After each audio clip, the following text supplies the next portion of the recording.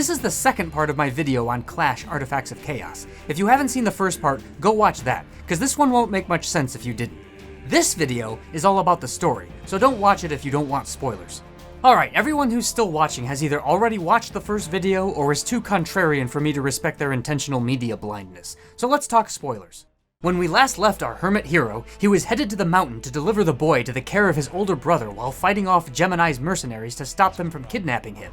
The reason Gemini wants the boy is because he's got an X-Men power to link the life forces of living things together. If a dying thing is linked to a healthy thing, the dying thing will heal, but if one of the things gets hurt, the other one will get hurt too. Gemini wants to use the boy's linking power to save her second head from dying from some terminal illness, which has already killed all her other heads. On the way to the mountains, Pseudo and the boy learn from obtuse Wayne here that Gemini gets her authority from her possession of the Prime Artifact, a game piece for the ritual that grants her the ability to start every fight with a free hit from her Makwa Whittle. It's so heavy and sharp that one free hit is usually all she needs to 86 you. Her 3 bodyguards also each have an artifact that are almost as powerful, but theirs and hers can all be neutralized with the rare Great Shield artifacts. When Pseudo finally reaches the mountains, he discovers that the boy's brother is too bitter to take him in because he blames him for mummifying his arm and killing their grandpa. After Pseudo beats some humility into him, Big Bro explains that, without his arm, he can't even protect the boy from the local Actors Guild, let alone a band of mercenaries. I can't even protect myself or my village. After that, Pseudo and the boy hear through the grapevine about other people with Great Shield artifacts, so instead of running away or hiding, their new plan to deal with their merc problem is to journey across Xenozoic to track these guys down, take their artifacts, and take Gemini out themselves. At some point in between these standalone adventures, Pseudo tries to bring the boy to his master, who raised him and taught him how to fight, but when they get to his master's place, they just find a machine that makes music that only the boy can hear. After another Saturday morning episode of artifact retrieval, the music machine gets so loud that it incapacitates the boy from sheer pain from miles away. The only thing Pseudo can think to do to stop the boy's agony is to put his foot through the music machine, so he hides the boy in the hub town and heads north. When he reaches the machine, he overhears his master, who we discover is Kax-Teh from the first 2 games, conversing with a talking statue about how the experiment is going to plan, that Kax-Teh had concerns that taking things too fast would harm the subject, and that preparations for extraction must commence soon. Whatever that means. When Pseudo confronts Kax-Teh about blasting his laser woofers too loud, he assures him that the boy is fine and tells him to go back to babysitting. At this point, Pseudo realizes he's being played by higher powers and threatens Kax-Teh with a beating if he doesn't explain what's going on. They fight for a bit, but then Kax-Teh says he'll give him his Great Shield artifact if he goes back to babysitting. After returning to town and rescuing the boy from a mutant crab man, the 2 of them set off to track down the last Great Shield artifact.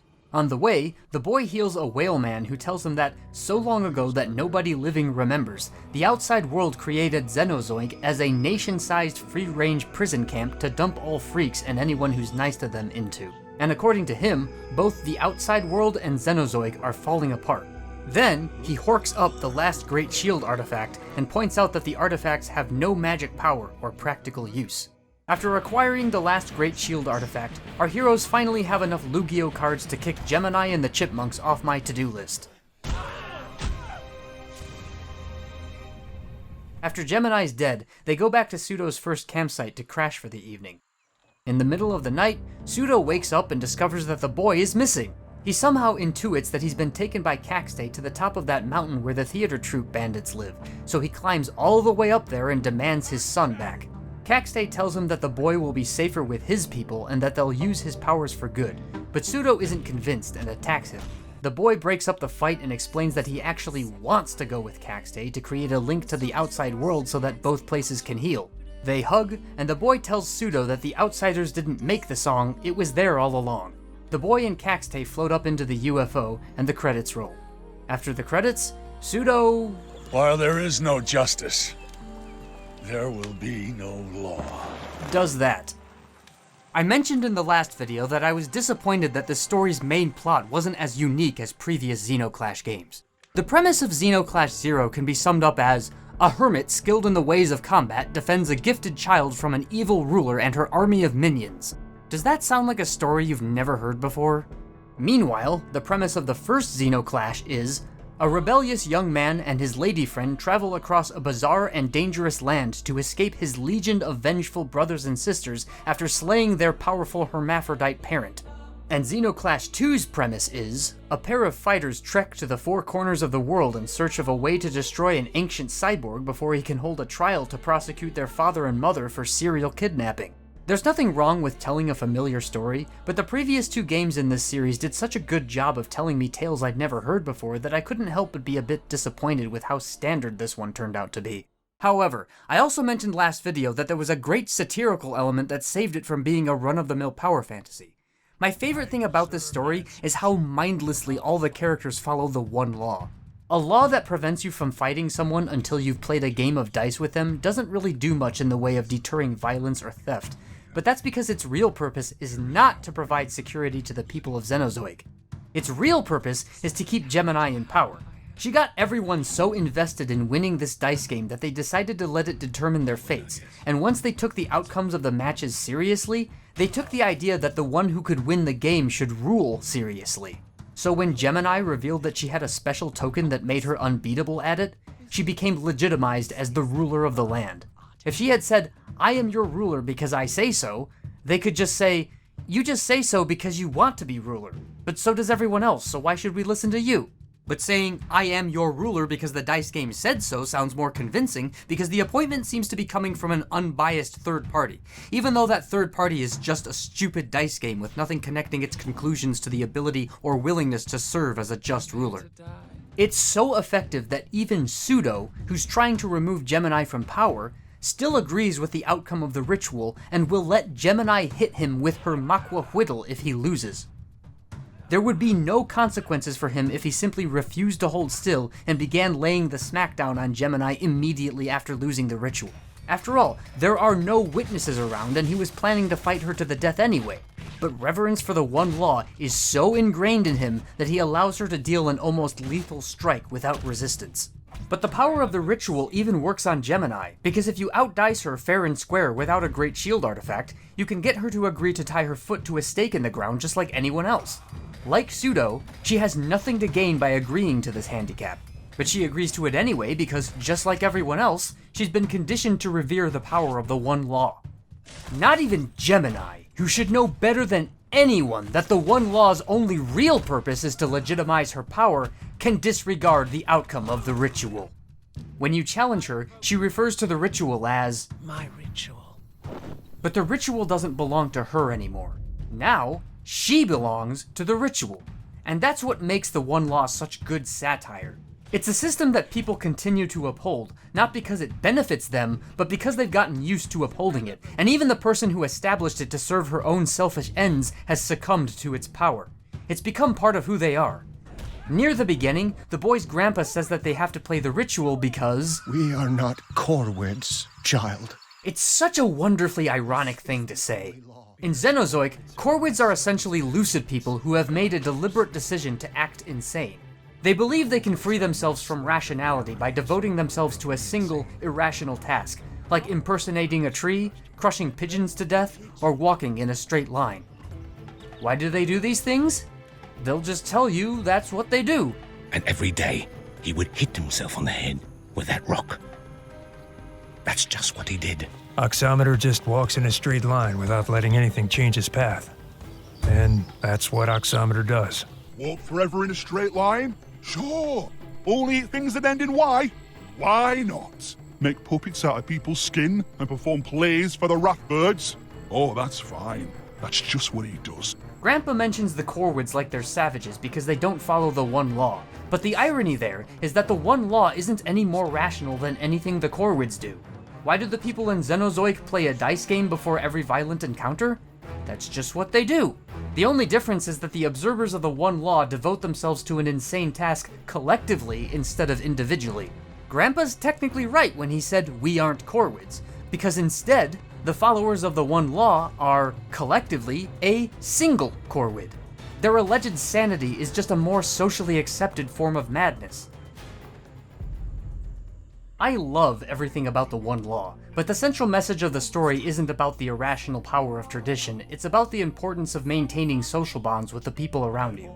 The boy even spells out how his linking power works as a metaphor for empathy in the final cutscene. We are linked. Can't you tell? How? Because when I leave, you will hurt. And so will I. And then you will heal. And so will I. And you will remember me. And I will remember you. My second favorite thing about the story is that it has the spine to show that Pseudo's desire for connection doesn't necessarily pull him toward the best choice for his community, but he's not presented as either weak or evil for wanting it. I can imagine a version of this ending where Pseudo uncovers some unambiguously evil intent behind the outsider's desire for the boy that justifies Pseudo's resistance. I can imagine a version of this ending where Pseudo stoically puts his feelings aside and lets the boy go without a fuss like a #RealMan.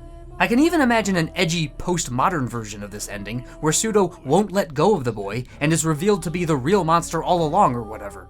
Instead of doing any of that, A's team picked the hardest option and expressed that wanting to keep your loved ones close does not always push you to the best choice and may even cause you immense pain, but that doesn't mean that those feelings make you weak or monstrous or that you shouldn't try to nurture them anyway. I respect them a lot for that. Since the main idea of the story is about our need for connection, the most important element is the developing relationship between Pseudo and the boy. The biggest problem I have with it is that it feels like it develops too abruptly. One of the most jarring moments in the story for me was when Pseudo just flat out calls the boy my son when he tries to rescue him from Kax-Teh. You will not take my son! It was foreshadowed a bit earlier in this scene. What are you doing to the boy? But it still didn't feel completely earned, and there's a few other points in the story where Pseudo and the boy's relationship status seems to have jumped a notch closer to family when I wasn't looking. I said like a donkey. You never listen. You know who else never listens? Let me guess. Donkeys? Exactly. Xenoclash Zero tries to head off this criticism at the pass with the first campsite you build near the beginning of the game. Just after the boy's grandpa dies, the boy is overcome with grief and won't stop crying. Your next objective at this point is to build a campsite. When you interact with the campsite, it gives you the option to sleep until the next day. When you do that, a loading screen covers everything for about a second or so, and then the boy is done grieving for his grandpa. You can't just go walking around without dice. You can use them if you need to fight again. So right at the beginning, it's established that every time you rest at a campsite to regain health, the characters experience an entire day pass, while the player only experiences a second or so. In hindsight, this does offer an explanation for why the character's relationship grows so quickly, but it doesn't really prevent it from feeling abrupt when you experience it for the first time. I still like it though, because it gives your imagination room to picture all the good times Pseudo and the boy might have had in between fistfights and maze wandering. Other than the abrupt relationship development, my biggest issue with the story is that Gemini doesn't seem villainous enough. Besides sending mercenaries to kidnap the boy, which she's doing to save herself, I can't remember her doing anything that shows she's a particularly cruel ruler. Of course, Pseudo and the boy don't really need a better reason than that to resist her, but it does beg the question, why can't the boy just heal Gemini so that she doesn't have a reason to go after him anymore? Well, presumably, the answer to that question is that Gemini is a bad ruler whose influence is making Xenozoic a worse place, so keeping her alive would be bad for everyone. And that's why I feel it would have been better to show Gemini's cruelty affecting other characters besides the two leads. I don't like her. Nobody does. Too much power makes people ugly. Other than a few characters mentioning that they don't like her, we don't really see much villainy from her that isn't related to her attempts to save herself. More concrete oppression on the general population of Xenozoic would have gone a long way to explain why saving her life is such an unacceptable outcome for our heroes. In the last video, I said the dialogue could have used a second pass in a few places, so in the spirit of constructive criticism, I'm gonna nitpick the most eye-rolling parts of the script and maybe offer some suggestions for how they could be fixed. First, the lie Pseudo comes up with to protect the boy when he realizes that she wants him for herself is... Now where did you see him? Careful. I'm not sure anymore. I have a bad memory. I find it hard to believe that Gemini would fall for this lie. If I was her, I'd find it suspicious that Pseudo can remember details like the fate and familial status of the old man who was with him, but can't remember where he saw him. So I'd probably immediately realize Pseudo is trying to throw me off the trail and lock him up for further interrogation, not throw him out a window. If Pseudo really wanted to cover for the boy, he should have claimed that he saw the boy fly off to some distant landmark or something, which would have been more convincing because it wouldn't contradict anything else he said and would also take time for Gemini to disprove. Earlier in this conversation, Pseudo mocked the boy's brother by calling him a baby, and then... The curse took my arm. That's how it works, you see. It makes you think that it's helping, but then you lose everything. So that's it. That's your great tragedy. Ha! You're worse than a baby. You're pathetic. This insult is pretty weak. I feel like Pseudo could have used a more clever roast than just, "You're pathetic." Like, how about, "The curse took my arm"? Hey, look on the bright side. There's still a thumb on the other one you can suck. Later, Pseudo goes off to take care of that troop of theatrical bandits. He takes out their leader, the director, but he gets poisoned in the process. To make it up to him, the boy's brother agrees to be linked to Pseudo to save him from the poison at great risk to himself. When Pseudo wakes up, he says, I'm sorry, Pseudo. I'm ashamed. You should be. You didn't want the responsibility. Wanted to take the easy way out, pass the burden off to someone else. So you could go back to your life. Keep stewing in your own misery. You can't change what you did, but you can try to do better. You can fight the problem at its source. I don't like this speech. It's completely unnecessary to lecture him about how selfish he was acting because by this point in the story, the boy's brother has clearly already realized that he was being a jerk and has already risked his life to make up for it. This lecture from Pseudo should have happened before Big Bro volunteered to sacrifice himself. The "don't be sorry, be better" speech doesn't really make much sense after the guy is already being better. It just makes Pseudo sound preachy. And lastly, we have this scene. Oh, now you talk. All this time, Pseudo, I was guided by a philosophy. The truth of my silence. My compliance with Gemini. It was better when you didn't talk. Pretty funny gag, but it was fumbled a bit in the execution because this guy's line delivery doesn't quite sound right. If you listen carefully, you can hear that the voice actor anticipated that his character was going to be kicked before he finished the word Gemini because he cut himself off a few frames too early. With Gemini. Since you can tell the voice actor knows he's about to be kicked in the face and know that the character shouldn't know that, there's a disconnect between them. Here's a pro tip for voice acting a character who gets cut off mid-sentence. In the script, write down the entire line the character was planning to say, but mark the part where they're supposed to be interrupted. Then, instruct the voice actor to read the whole line, including the part that's supposed to be cut off. It's this cool game where you build a town that you defend from goblins and then train warriors and wizards to attack the goblins so you can get resources to train even better warriors. And then tell your editor to cut them off during editing.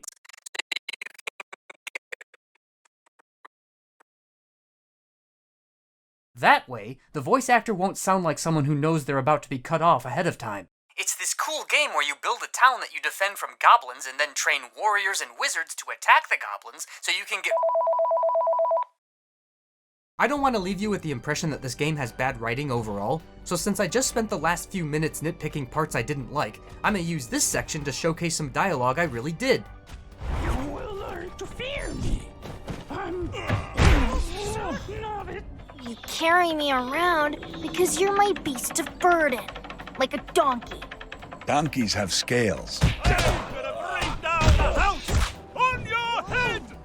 Then I've already won. I get to eat you first. One of those sentences is true. What you're doing is improvisation. Yes, and I'm gonna wipe the floor with you. I'm gonna put your head through the fourth wall!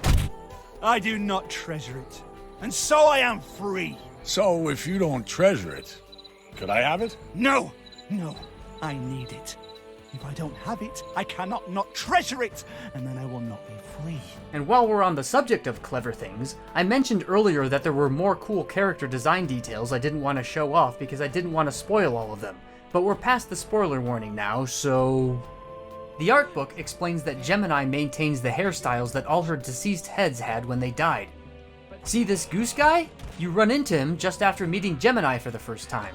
Since Gemini has 2 heads, you might not even question that this guy could have 2 heads also. But it turns out, this guy's second head is actually just a decoration. By this point, you've already seen how crazy the character designs can be, and Xenoclash Zero uses that to pull a prank on you. See this guy? He looks like he's facing me, but he's actually wearing stilts on his knees and facing away from me. I'm almost done, but there's still a few questions I have, so before the credits, I'm going to speculate about things in the story I still don't understand. Mystery number 1. What is the music the boy can hear supposed to be? Here's everything we find out about the music in the story. Pseudo hears it at the beginning. Where's that music coming from? And it guides him to the boy. Based on the melody the boy hums, it's the same song Pseudo hears in the tutorial. Na na na na na na na na na. The only characters that mention that they can hear it are Pseudo, the boy, and maybe the director. I was lucky enough to hear a fragment of the melody of the spheres. At first, it seems that the machine makes the music, but then the last thing the boy ever tells Pseudo before leaving him behind is that the outsiders didn't create the music in the first place. If he's right, then this machine doesn't make the music, but it can amplify it or manipulate it. Lastly, we know that the outsiders were behind the sudden volume increase that incapacitated the boy and messed up all the birds' navigation midway through the story as part of some kind of experiment. So what do we make of all this? Well, my best guess is that the music is some kind of naturally occurring phenomenon, similar to the magnetic field of the Earth or radio wave transmissions. The outsiders have technology that allows them to manipulate this phenomenon, and they can mess with the people of Xenozoic with it. They use it to run experiments on the boy and to coax Pseudo into protecting him. Maybe they also used it to trick the director into believing he could see the future, but I don't know why they would do that, so that part doesn't really fit yet. Although it's possible that the melody the director thought he heard has nothing to do with the music the boy and Pseudo can hear. Anyway, that's just what I think the music is supposed to be within the Xenoclash world. Metaphorically, I think the music represents the current mood of a society. You know, the thing you're out of touch of when people say you're out of touch. The boy can hear it better than any of the other characters, just like how young people usually seem to be more in touch with current culture than older people. The director maybe also heard the music once, and uses this alleged experience to build a cult, just like how media influencers use their perceived connection to the people to gain influence. The music getting so loud that it hurts the boy could be a reference to how awareness of political strife or the suffering of people on the news can bring you misery even when you aren't directly affected by it. The laser machine that amplifies the music is probably a reference to the global network of tech that makes it possible for us to keep in touch over longer and longer distances with more and more people. The boy saying the music was always there at the end could reference the fact that our technology doesn't create culture, it just amplifies its range. Pseudo trying to destroy the machine reminds me of older generations trying to restrict their kids from exposure to challenging media without necessarily understanding the message. The metaphor mostly seems to fit, but it doesn't explain why Pseudo hears it at the beginning of the game. If you have a better guess of what the music is supposed to represent, or how it supports the message of the story, please let me know in the comments. I'm really curious what other ideas people might come up with. Mystery number 2. What is Pseudo? You could reasonably ask this question about almost any of these characters, especially if you haven't 100% completed Xenoclash 2, but something Pseudo remembers Kax-Teh saying in the tutorial implies that Pseudo isn't a native resident of Xenozoic. You are not as strong as the creatures that inhabit this land. So let's go over what we know about Pseudo and see if we can figure him out. He's definitely not human, but based on what Kax-Teh said, he's probably also not a Xeno either. His name means fake. He grew up in the northern ruins portion of Xenozoic where all the ancient technology is, much of which is still functional. He even has memories of being in the Laser Wolfer room. When he visits that place, he fights a duplicate of himself in the middle of the night. He was raised by a master who goes out of his way to explicitly point out that he isn't Pseudo's father, so he might not have parents at all. Said master metaphorically compares him to a tool when justifying how he treats him. And finally, when he dreams, he sees himself as, to quote the art book, a puppet. Putting this all together, I'm left with the impression that Pseudo is some kind of unwitting lab-grown agent the outsiders created to do their bidding within Xenozoic. His name meaning fake supports the idea that he's not a natural creature, which is also supported by his puppet self-image, Kax-Teh's justification for using him like a tool, his presumed lack of parents, his upbringing in a place full of advanced machines, and his encounter with a clone of himself when revisiting said place full of advanced machines, which presumably came off the same assembly line he did. I don't think it was created specifically to look after the boy though, as he seems to be much older than him. That's as far as my speculation took me, so once again, if you have any insights, please leave them in the comments. I got one more mystery to share, but I can't even give it a title without spoiling something from Xenoclash 2, so here's another spoiler warning. If you want to play Xenoclash 2 blind, stop watching now. The only thing you'll miss after this spoiler is the credits. Mystery number 3. Did Earth move to another solar system or galaxy? Okay, so in Xenoclash 2, we discover that Xenozoic is not located on an alien planet or in another universe or something. No, Xenozoic is located on good old planet Dirt. These games take place in the distant future. Keep that in mind when you listen to this. Grandpa said the Astrovore has a mouth like a star. Because the first Astrovore tried to eat all the stars in the sky. But there were too many, and it burst. Boof! And that's why the stars are different than they used to be. And that's how the world became all mixed up. According to this mythology, the stars used to be different than they are now. If that's true, then this would mean Earth isn't in the same place it used to be. Are Ace Team dropping a hint that, in the Xenoclash universe, Earth was moved to somewhere else at some point? We might be able to figure out if that happened by looking at the stars at night to see if they line up with the stars we know. Unfortunately, I'm not into astronomy myself, so I can't check on my own. But if astronomy is your thing, I'd love to hear what you have to say about these night skies. Do you recognize any of these constellations? Let me know in the comments. That's all I have to say about Xenoclash 0, so to end this video, I'm going to show you my favorite way to deal with Moonsun, Gemini's lover and strongest bodyguard, and the last fight standing between her and Pseudo. I invoke the one law. Why are you enforcing the one law? The one law imposes order on chaos. Without it, we'd be no better than the Corwids. Yeah, but these dice games don't really protect people from bandits and thieves, so why enforce it? The one law imposes order on chaos. Without it, we'd be no better than... Yeah, you said that already.